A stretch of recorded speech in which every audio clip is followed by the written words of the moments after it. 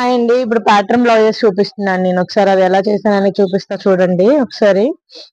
Balls ఇది balls వచ్చేసి star neck లో వచ్చేసి బాల్స్ ఇక్కడ చూడండి డిఫరెంట్ గా ఇచ్చాను. బాల్ షోల్డర్ మీద కింద కింద నెక్ మీద ఇచ్చాను డిఫరెంట్ గా. ఫ్రంట్ వచ్చేసి కట్ వర్క్ లో ఇచ్చేసాను. ప్యాటర్న్ లో